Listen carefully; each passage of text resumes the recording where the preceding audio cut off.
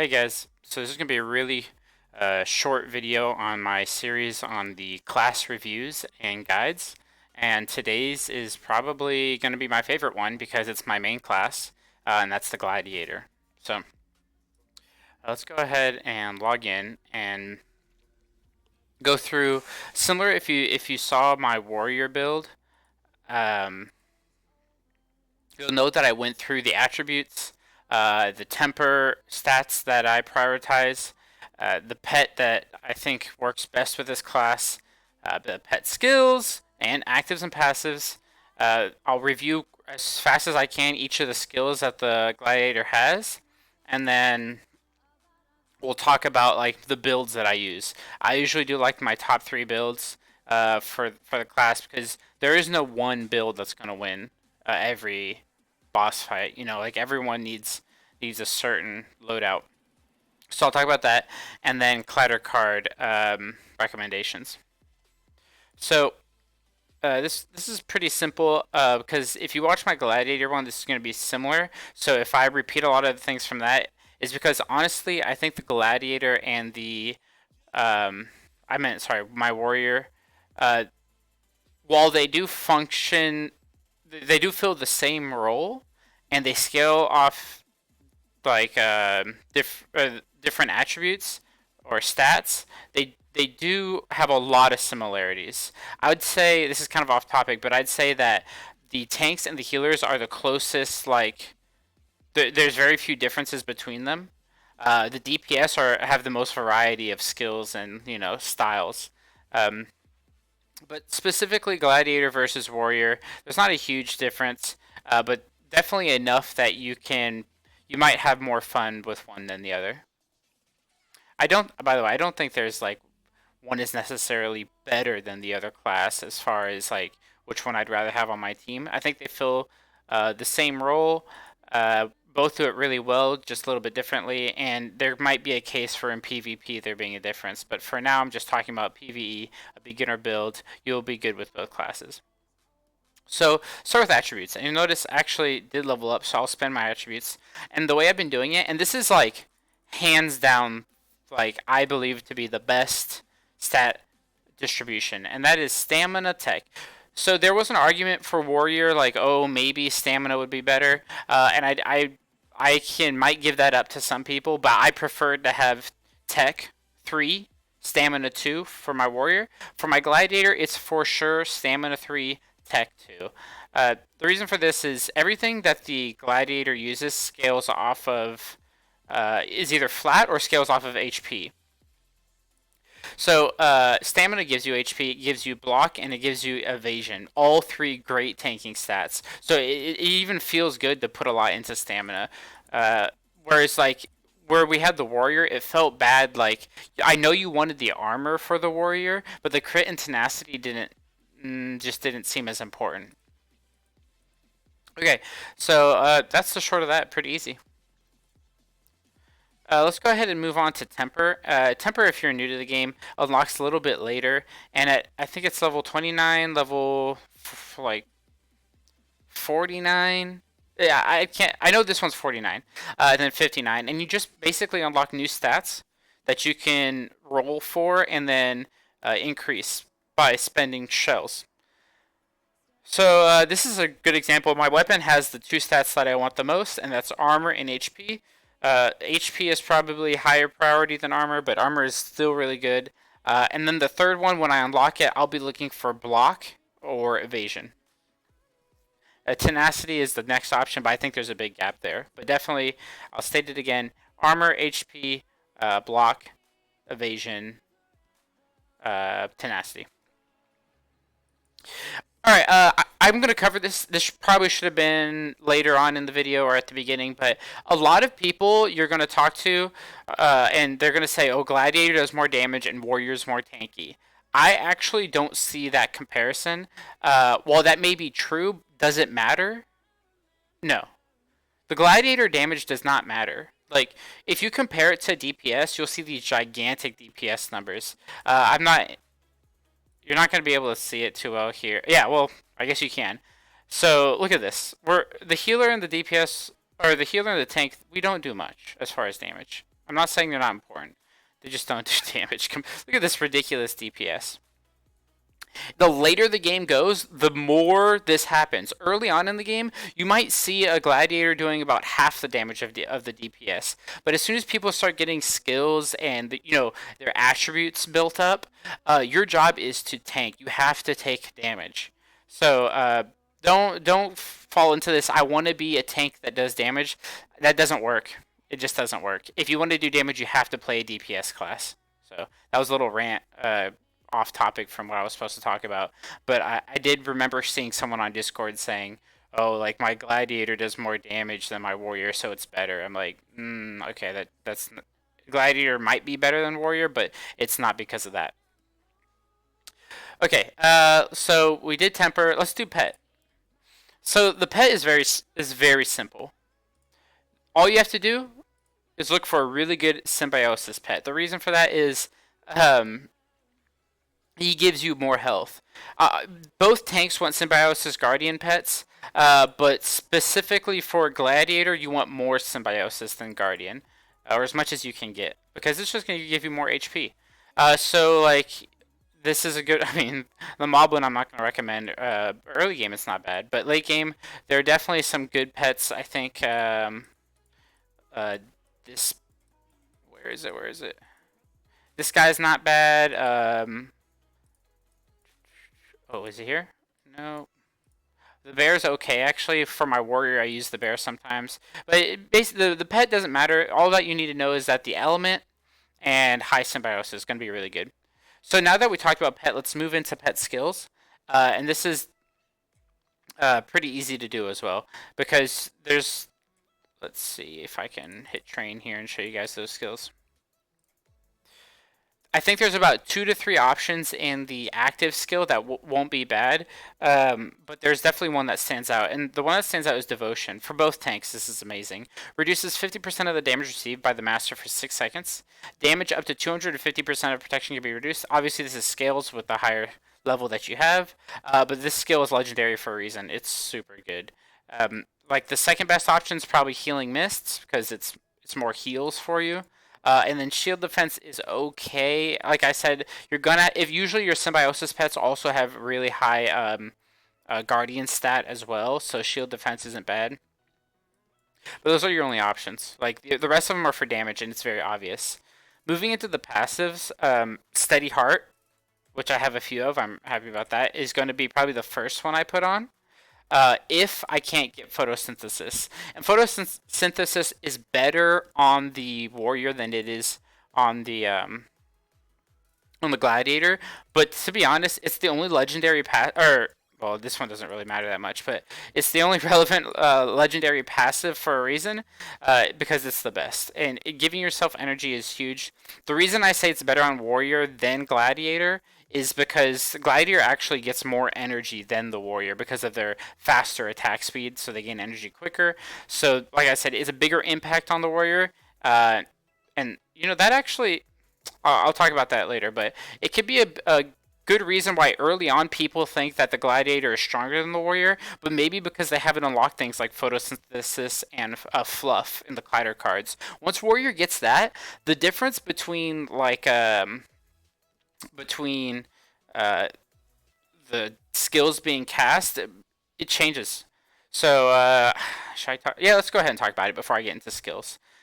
I'll go ahead and go to that screen, and so I can show you an example. But if we look at the skill manual here, you'll notice, just by comparison, you'll notice that there are a lot of 3-cost energy cost skills. And there's very few 2, like 3, 3, 3. There's maybe like 4 2 costs. Yeah, it's 4. Yeah, 5. But the Gladiator, he has a 1.88 attack speed. That means that he attacks once every 1.88 seconds. Really, really good, because the only other class that is faster than that, I believe, is the Assassin. So the Gladiator is tied with both the healers. And I think that when you just think about that compared to the Warrior at 2.5, which is way slower, one thing stands out to me. Gladiator is going to get more energy in a fight, and that was the big reason I picked Gladiator as my main, because I thought that Well, with more energy, I can cast an extra skill. And you can actually. You do cast more skills than the warrior. But with fluff and photosynthesis, the warrior makes up for that. They get two extra, or probably like 3 or 4 extra energy in a fight, and their skills just scale better. Like, I'll talk about it when I get there. But there's some skills that are exactly the same as the warrior and the gladiator, but the warrior has higher percentages just base. So let's go ahead and go through these. We're gonna ignore this, but I actually I'll talk about it because it's basically a good example of what the gladiator is. They restore HP. So they're kind of a class where the health bar will be moving a lot more because they'll take damage, they'll cast a skill, and they'll gradually build it up. So you'll see that a lot. Um, and early on, this is really tricky. It's going to give you a lot of damage skills. In fact, I think your highest damage skills are both at the beginning. That's Whirlwind and Cleave. Early on, if you have to pick one damage skill, I think Cleave is much stronger. I've had times where Whirlwind says it hits all enemies nearby, but it misses, or it's just not. The enemies are just not close enough, so you don't get a lot of value out of Whirlwind. But for your AFK skills, I would definitely use Whirlwind because there's not a boss in the AFK, so they kind of surround you more and you get more damage off. Cleave, highest damage skill. Toughen. This is good early on. I don't really use this one that often in the late game, but because I think there's some 2-cost skills that do just as good. Boil Blood, I started with. It's my first epic skill. The heal is too small. It's too small. And all it does is heal. That's it. So let's move on to Gorge, which is going to give you your Taunt, which I don't use in PvE that often. Barbarian Veins. Blood Force. So this combo is similar to the block and protection stance warrior combo, where you get block chance and then you can get a big shield. I think this is better than that combo. Honestly, I used this one for a long time. I'm still using this one. I think Barbarian Veins is good because if you use it early, it raises your max HP, right? So then while Barbarian Veins is active, anything that you cast on your skill that uses HP, which is all your skills, basically scale off your HP, is going to have 10% more effect because it's taking into account the 10% max HP increase. So I think Barbarian Veins, if you need to stay alive, is going to be good, and I'll show you a build where I use it. Blood Force just goes well with that. Intercept is your interrupt, so you're going to use that a lot. It's going to be your job to use it a lot. That's another thing I'll say is that the Gladiator, because of its faster attack speed, has more options to help with interrupting bosses, which is key in pushing stages. Sacrifice, this is really good. You take 40% of the damage received every time for the teammate with the lowest HP. This is good if you have like another melee on your team, especially like an assassin. There are some battles where there's like 2 bosses, and one of the bosses might actually be hitting your assassin. And Sacrifice can really help him stay alive if he's not like really tanky. I don't use this, but it's going to be good in PvP for sure. It makes you immune to control effects. Alright, there's 2 skills I'm going to recommend for legendary, and this is one of them. It is lower priority, but if you're going to buy a legendary skill, I recommend this one. There are fights, the turtle, the winged like dragon, thunder dragon, ice dragon. So there's a lot of the one that shoots, I forgot what, ankle sore or whatever, the one that shoots from the back line, that hits your teammates and there's nothing you can do about it. And also a lot of times if your teammates have to take a self heal, you're gonna fall behind in damage and not be able to beat them before Enrage. So really good for 2 reasons. One, it's only cost 2, which on the Gladiator is amazing. For you'll see in my build later.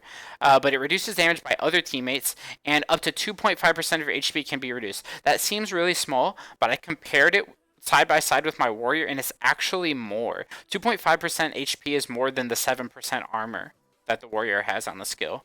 So it blocks a decent amount. Death Denied it's really good, but you have to know how to use it, right?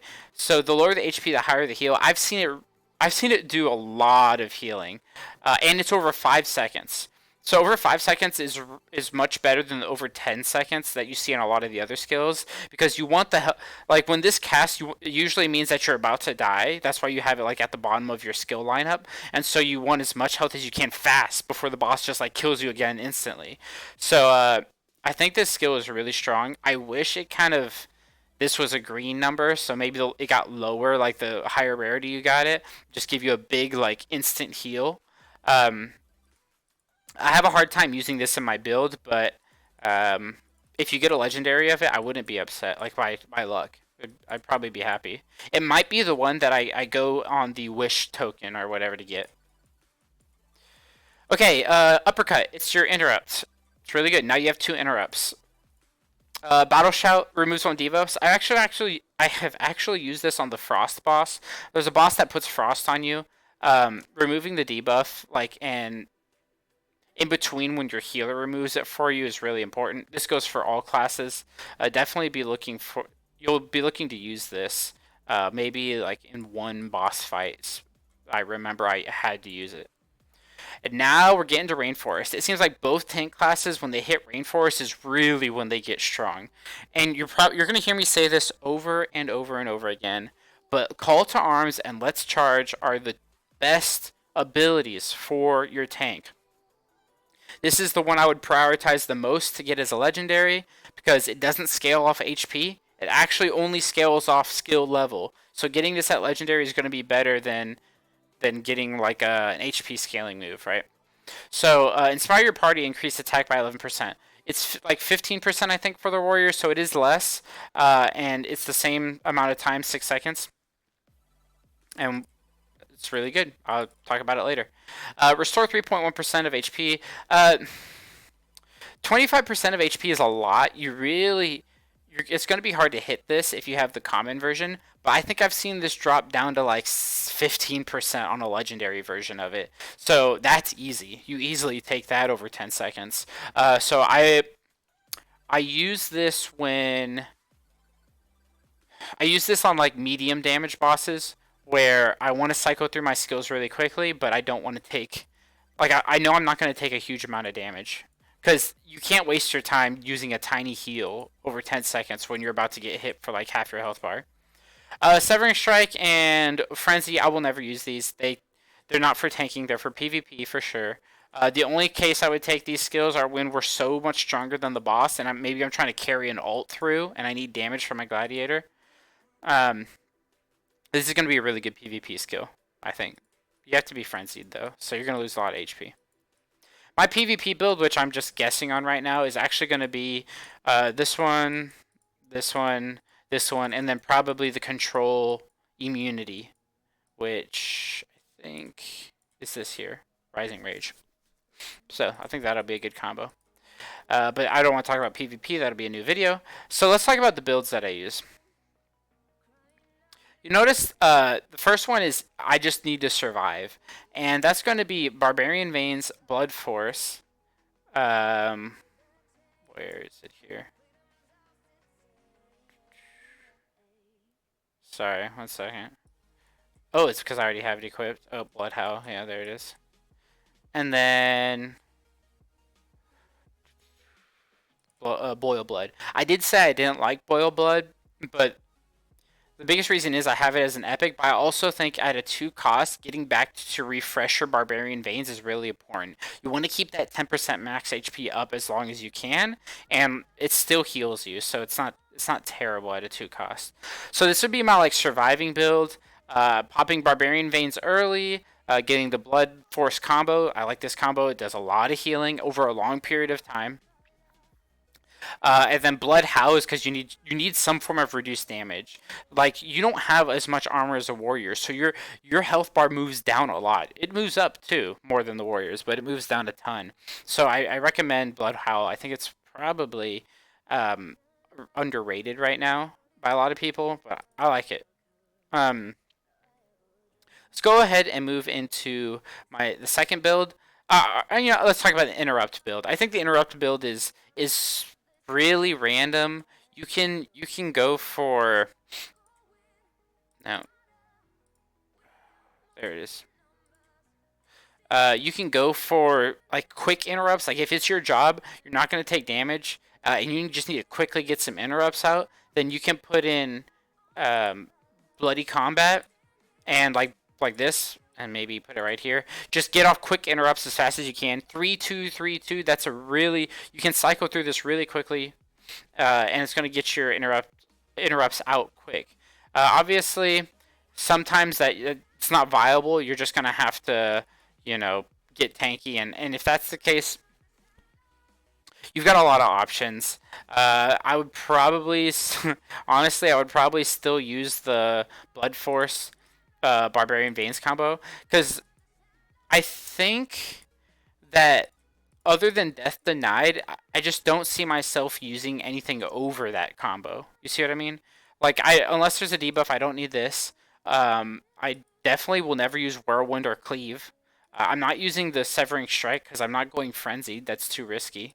Fevered Pursuit is out. So Toughen, like I said, it's for skill damage. I take so much other damage for it to specifically only help with skill damage. I don't think it's worth it. So let's go to my last build. My last build is like my go-to build when I'm not getting like single target killed. And this is the build I also run on my warrior. Oh, sorry, keep that.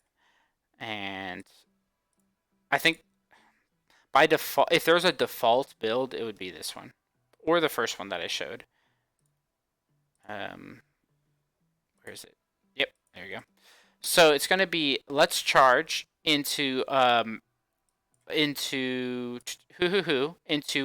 bloody combat, into sacrifice, and then rotating around.